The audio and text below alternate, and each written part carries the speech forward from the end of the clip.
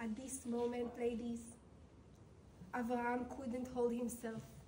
He started crying and weeping. He was crying. He was already with the knife on top of his son's head, his neck. He started crying, and Yitzchak was crying. And then the Malachim was crying. The angels started crying. Everybody was crying. Why were they crying if they're doing the command of God? If that's what God asked, then why are you crying? You being emotional over here? For Sarah, who's going to cry? Why are you crying? To teach us a lesson. That sometimes in life, we have certain challenges, nisyonot. We have certain nisyonot, certain tests, that it's okay not to pass with flying colors.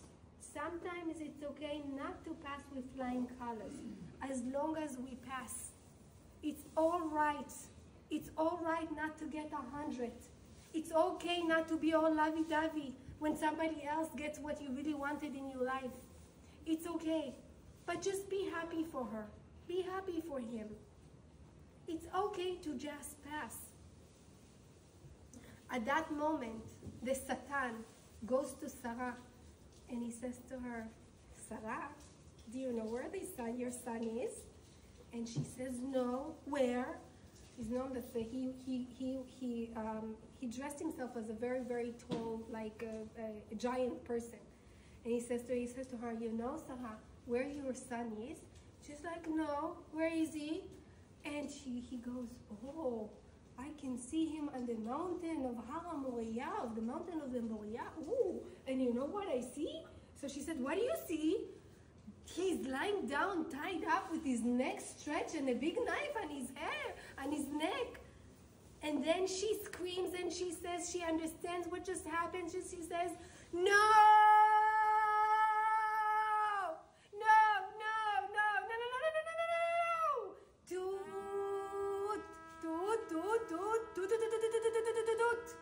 That's the call of the shofar. Rachel Imenu is teaching us that the first voice is the voice of the shofar, the voice of Sarah screaming the sacrifice of her only son.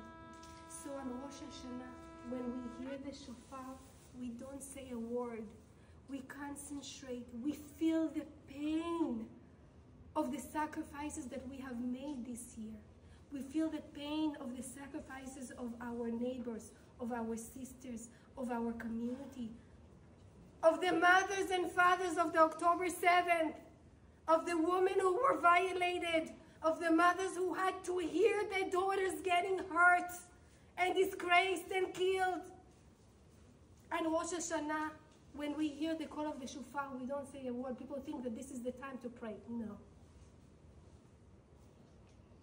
This is the time to feel the pain so, so deep that the scream that you scream like Sarah is so great, like Rachel Imenu is so great. The pain is so great that the voice doesn't come out. It's within. The pain is within. We are going to concentrate and pay attention. I am living in a beautiful home. I have a husband. I have children. I have a job. I have guests for Rosh Hashanah. I have guests for Pesach. Is there anybody in my community that is single? Is there anybody in my community that is divorced, that is widowed? Can I invite one person? Do I have one person on my table for somebody who's not my family? Can I give resources to people who just came to the community? Can I help them find a job? Can I give tzedakah? The highest form of tzedakah is actually teaching somebody how to make money. So it's not just giving money. Somebody besides your immediate family. That would be the moment where we think and we say, Hashem, how can I help your children? Once we think and we internalize the pain of others, and we relieve the pain of others, God relieves our pain. So you care for my children, I care for you. The second voice that Rachel Imenu is teaching us is the voice of Hannah.